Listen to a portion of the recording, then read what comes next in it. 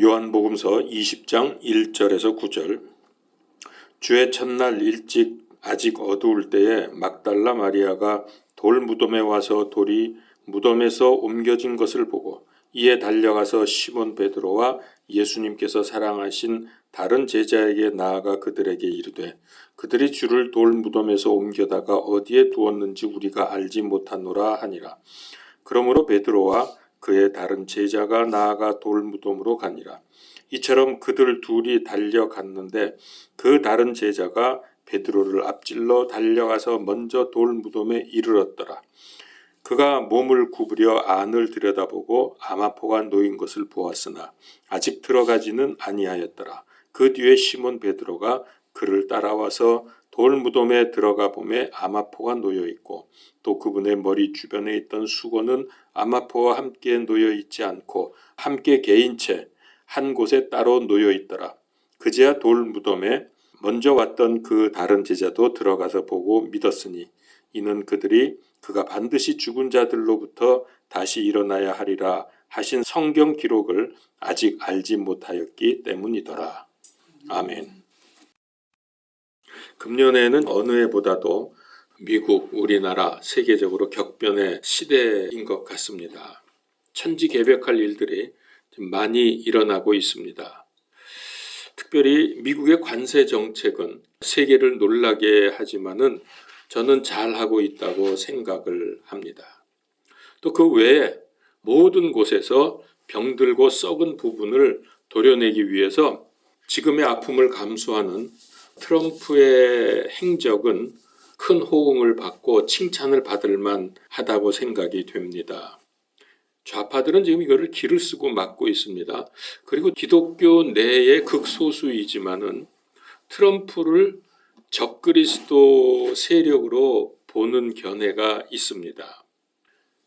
사람은 알 수 없기 때문에 전혀 아니라고 말할 수는 없겠지만 현재로서는 망해가는 미국 또 세계를 살리기 위해서 많은 위협과 어려움과 고통을 무릅쓰고 개혁해 나아가는 그를 비난하는 것은 좀 섣부르다고 생각이 됩니다. 다만 그의 모든 일, 말 그리고 행적, 정책 이런 것들을 예의주시하는 것은 필요하겠습니다. 근데 단순히 바이든 때와 비교를 해도 참 놀라운 변화를 실감할 수 있습니다. 그때는 부활절이 되면 백악관에 변형된 무지개 깃발을 걸고 또 동성애자의 날로 선포를 하는 무례하고 신성모독을 저질렀습니다.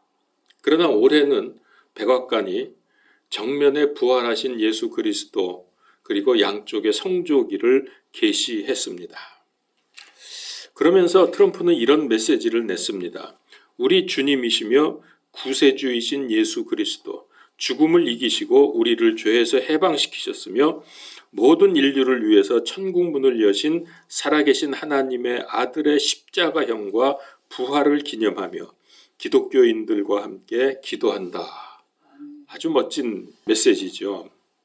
동시에 우리 트럼프 대통령은 행정부가 학교, 군대, 직장, 병원, 정부기관 등 사회 곳곳에서 기독교 신앙을 수호하겠다는 약속을 새롭게 한다고 말했습니다.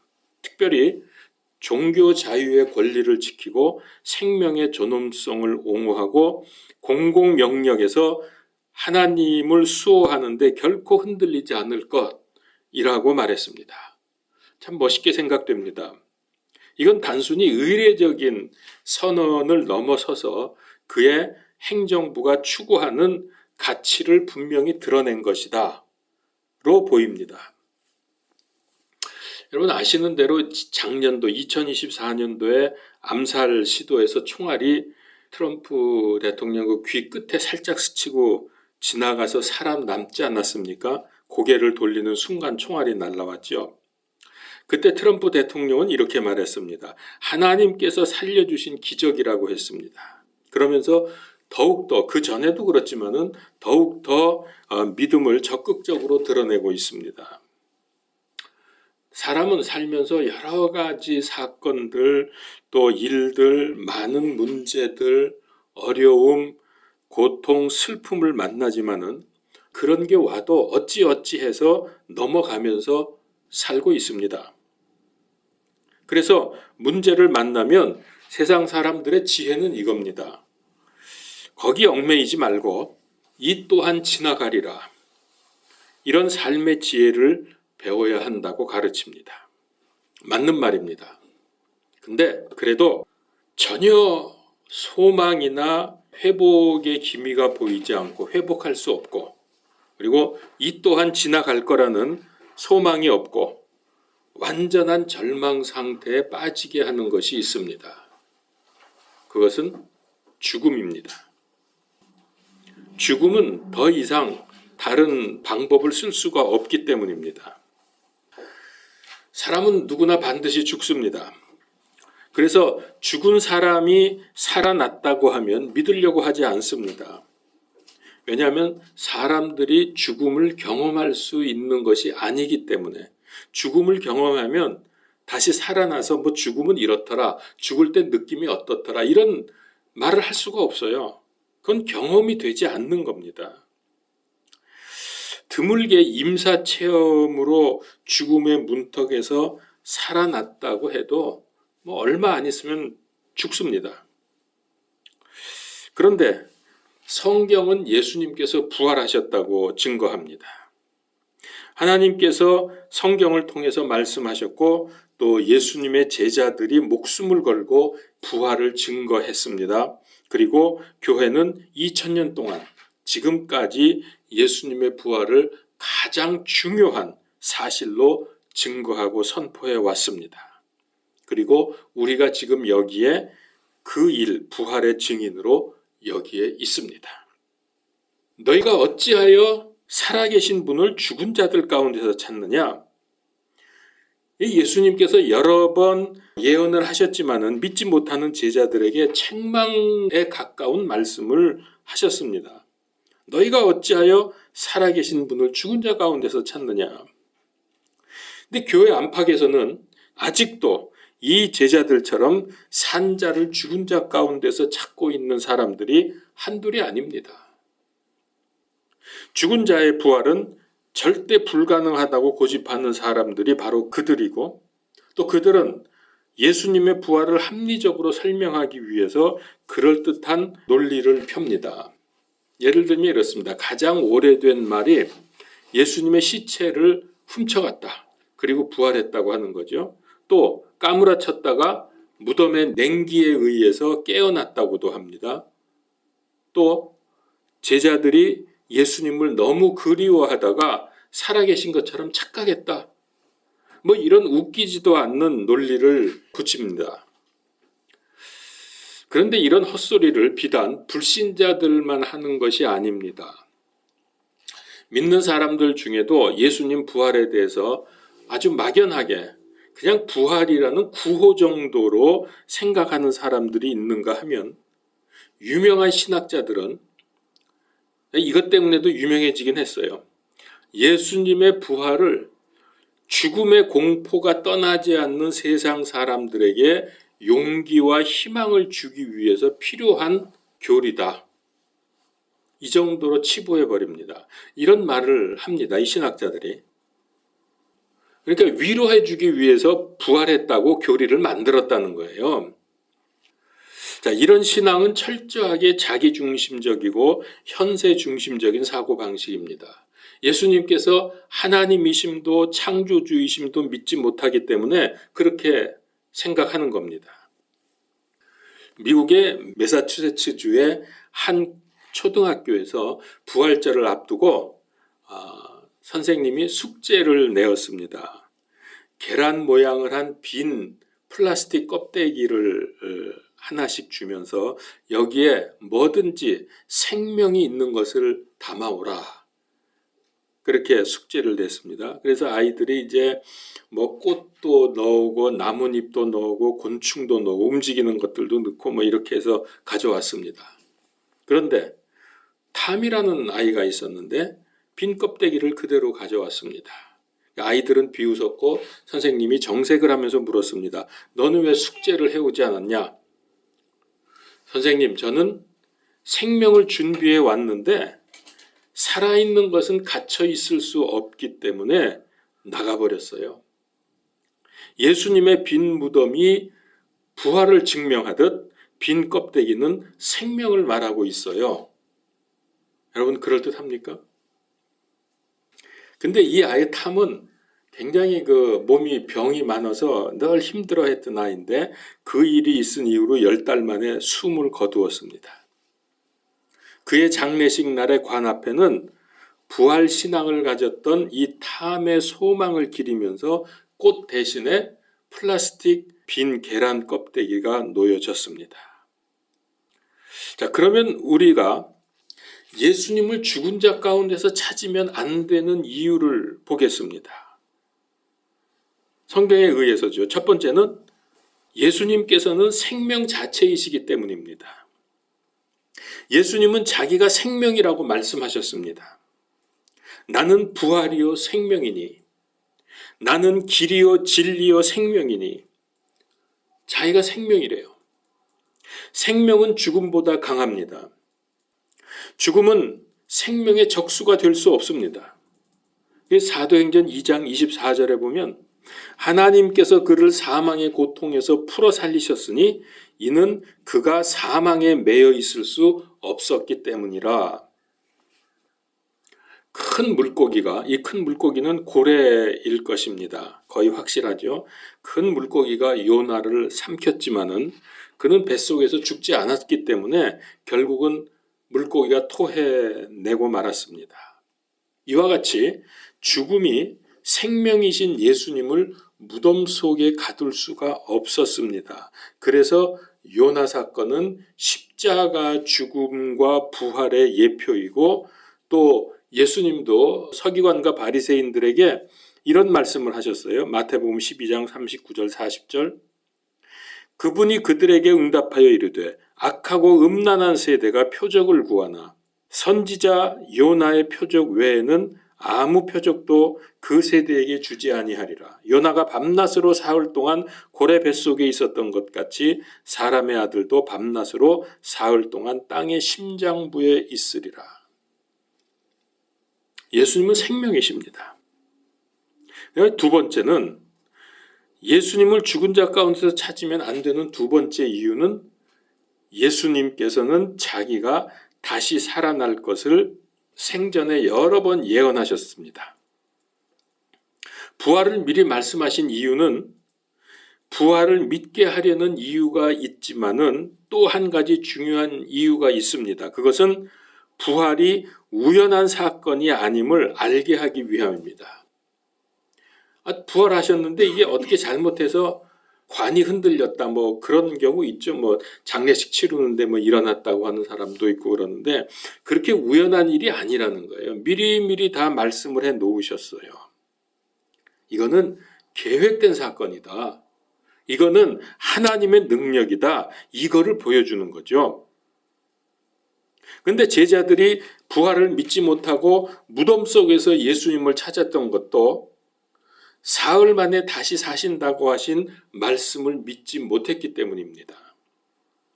그래서 천사가 가장 먼저 한 말이 무엇이냐면 말씀을 상기시켜 주는 거예요. 너희가 어찌하여 살아계신 분을 죽은 자 가운데서 찾느냐. 세 번째, 예수님을 죽은 자 중에서 찾으면 안 되는 또 하나의 이유는 성경에 기록된 부활의 증거 때문입니다. 부활은 너무나 확실해서 깨끗한 양심이 있다면 절대 부인할 수 없습니다. 그 영국의 대법원장이었고 케임브리지 대학의 총장이었던 윈드버스트 경이 죽은 후에 이런 글이 발견이 되었습니다. 나는 법관으로서 법률적 증거가 무엇인지 잘 안다. 그런데 성경에 기록된 예수님의 부활에 관한 증거는 이 세계가 존속하는 한 절대로 무너지지 않을 것이다. 이제 성경의 여러 증거 중에서 우리가 흘려버리기 쉬운 증거 하나를 또 대겠습니다. 오늘 본문 말씀이죠. 베드로와 함께 지금 무덤에 달려가서 현장을 확인했던, 여기 뭐 이름은 자기가 안 나오고 예수님이 사랑하는 제자였다고 말하지만 이 요한복음서를 쓴 요한입니다. 그거는 성경 여러 군데 보면 이미 다 나옵니다. 그래서 베드로와 요한이 지금 예수님의 그 무덤이 비었다고 하는, 예수님의 시체가 없어졌다고 하는 그런 말을 듣고 좀 뛰어갔거든요. 오늘 특별히 6절, 7절에 아주 매우 자세하게 기록을 하고 있습니다. 7절을 보죠.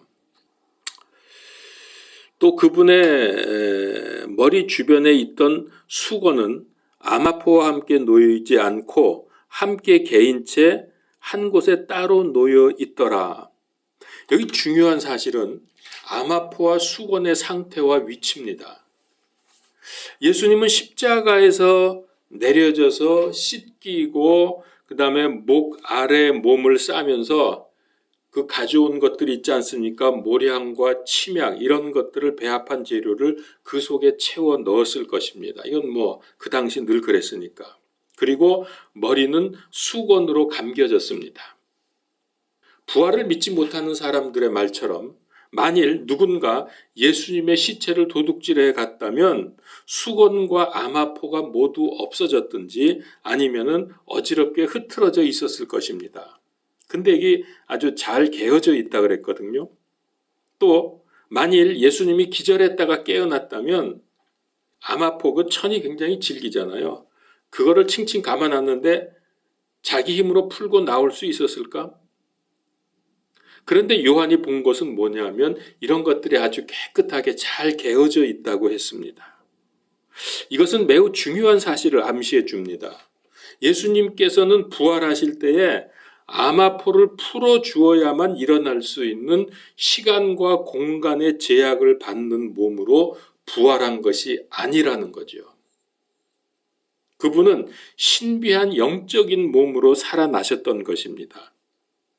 그래서 이 놀라운 광경을 본 제자들이 8절에 보니까 믿었다고 했습니다.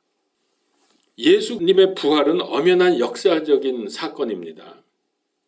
그러나 이거는 쉽게 아무나 믿을 수 있는 사건은 아닙니다. 그것은 아무에게나 쉽게 일어날 수 있는 일이 아니라 오직 예수님에게만 일어난 특별한 사건이었기 때문입니다. 만약에 가끔 어쩌다 한 번씩 죽었던 사람이 살아난다 그러면 뭐 믿을 수 있겠죠. 근데 아무도 그러지 못했어요. 오직 예수님에게만 일어난 사건이기 때문에 이걸 믿지 못한 거예요. 그래서 예수님의 제자들이나 예수님을 따라다녔던 여인들도 예수님께서 부활하실 것을 기대하지 않았습니다. 심지어 부활하신 예수님을 보고도 믿으려고 하지 않았습니다. 예수님께서 살아계실 때 여러 차례 부활하실 것을 말씀하셨는데 제자들이 이걸 믿었다고 하면 이제 3일 후면 혹은 내일이면 다시 살아나실 것이니까 우리는 부활하신 예수님을 맞이할 준비를 해야 되겠다. 이래야 정상 아닙니까? 근데 그걸 안 믿었죠. 제자들은 예수님의 죽으심만 생각하고 시르에 빠져 있었습니다. 그리고 여인들도 마찬가지예요. 부활하신 예수님을 맞이할 준비를 한 것이 아니라 시체에 바를 향품을 준비해서 지금 걱정을 하고 있는 중입니다. 누가 저 큰 바위를 옮겨서 우리가 들어가서 예수님의 시체의 향품을, 이 향을 바를 수 있을까? 이런 걱정만 하고 있었던 거예요. 그러니까 사실 그러고 보면 아무도 예수님의 부활을 믿지 않았습니다. 그런데 예수님이 부활하셨습니다. 마리아가 보았습니다. 제자들도 보았습니다. 도마는 도무지 믿어지지가 않아서 예수님의 손을 만지고 나서야, 옆구리의 창자국을 만져보고 나서야 부활하신 예수님을 확인했습니다. 그들은 3년 동안 함께 같이 다녔고 식사를 했죠. 그리고 부활하신 다음에도 40여일 동안 함께 지냈습니다. 더욱이 바울은 예수님의 부활을 거짓말로 생각을 했기 때문에 예수님을 믿는 사람들, 예수님을 전파하는 사람들을 감옥에 가두기 위해서 그리고 죽이는 데까지 앞장을 섰습니다. 그러나 그가 부활의 예수님을 만난 후에는 이 바울은 예수님 부활의 목격자가 되었고 심지어 500명이 넘는 증인이 있다고 말을 했습니다. 그리고 교회는 지금까지 예수님의 부활의 사실을 믿고 증거하고 있습니다.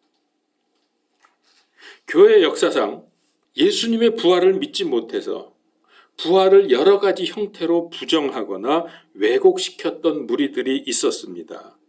그런 불신앙은 지금도 계속되고 있습니다. 그들은 예수님께서 부활하시는 날 예수님의 시체에 향유를 바르려고 무덤으로 가던 여인들과 같은 생각을 가지고 있고요. 또 어떻게 죽은 자들이 다시 살아날 수 있느냐, 이런 생각을 가지고 있는 사람들입니다. 만일 예수님의 부활이 없다면 우리의 믿음도 죽음으로 끝나고 말 것이고 기독교는 벌써 세상에서 없어졌을 것이고 예수님의 제자들 거짓말쟁이들입니다. 그리고 교회는 2000년 동안이나 세상에 거짓말을 퍼뜨린 사기꾼 집단일 수밖에 없습니다. 그리고 이 세계에는 아무 소망이 없을 것입니다. 그러나 하나님의 계획, 하나님의 능력으로 예수님께서는 믿는 자들의 죄를 용서하시기 위해서 대속의 죽음을 죽으셨습니다. 그리고 예수님 안에 있는 사람들을 의롭다 하시기 위해서 다시 살아나셨습니다. 1884년 우리나라에 갑신정변이 일어났습니다. 그래서 조선은 매우 불안하고 혼란스러웠습니다. 그 당시에 국제사회는 이 조선을 소망이 없는 혼돈의 땅이라고 불렀습니다. 그렇기 때문에 반드시 예수 그리스도 복음이 증거되어야 한다고 믿었던 미국의 젊은 선교사들이 있었습니다. 그 이름은 언더우드와 아펜셀러. 그들은 순교를 각오하고 선교사를 자원했습니다. 그리고 1885년 4월 부활주일날 거센 풍랑을 헤치고 배 한 척이 제물포항에 도착을 합니다. 우리나라에 처음으로 복음이 들어오는 감격스러운 순간입니다. 그렇게 부활절에 언더우드와 아펜셀러는 조선 땅을 밟았습니다. 복음의 황무지에 소망의 빛이 비추었습니다. 그리고 아펜셀러는 본국에 보낸 첫 번째 선교 보고서에서 이렇게 감동의 글을 썼습니다. 이게 지금도 남아 있습니다. 우리는 부활절에 이곳에 왔다. 그날 사망의 철장을 쳐부수고 부활하신 주님께서 조선의 결박을 끊어주시고 하나님의 자녀로 빛과 자유의 세계로 인도해 주시기를 기도했다. 이렇게 보고서를 썼습니다. 여러분, 예수님의 부활을 믿습니까? 예수님 안에 있는 믿는 사람들에게 부활의 생명을 주셨습니다. 이 예수님은 머지않아 세상에 다시 오시면 사망 권세는 깨어지고 우리는 구원이 완성돼서 영원한 생명을 누릴 것입니다. 그분이 영적인 몸으로 부활하셨기 때문에 믿는 우리도 썩을 몸에서 썩지 않는 새 몸으로 부활하게 될 것입니다. 그리스도 왕국에서 우리는 신부가 되어서 영원 무궁토록 아름답고 행복한 삶을 누릴 것입니다. 예수님의 십자가의 죽으심, 부활, 승천, 재림, 하나님 왕국, 영원한 생명, 영광, 상급 유산, 이 모든 것이, 이 모든 놀라운 축복이 이제 우리의 것입니다. 이거 확실히 믿으시고 이 믿음과 소망을 전하면서 사시기를 축원합니다. 기도하겠습니다. 하나님, 부활이야말로 우리 인류의 최고의 소망인 것을 믿습니다. 이 소망을 우리에게 주시기 위해서 하나님께서 우리 예수님을 부활시키셨고 사망에서 생명으로 옮겨주셨습니다. 이제 이 사실을 믿는 우리에게도 똑같은 일들이 일어날 것을 믿습니다. 이때를 소망하면서 이제 마지막 때에 여러 가지 환난과 고통과 어려움이 닥칠 때에도 흔들리지 말게 하시고 이 부활의 소망과 믿음을 굳건하게 붙들고 세상에 증거하며 사는 삶이 되게 하여 주시옵소서. 세상에 아무리 어둡고 악한 일들이 일어나고 마귀가 준동을 해도 믿음으로 예수 그리스도 이름으로 승리하게 하옵소서. 주 예수 그리스도 이름으로 기도드리옵나이다. 아멘.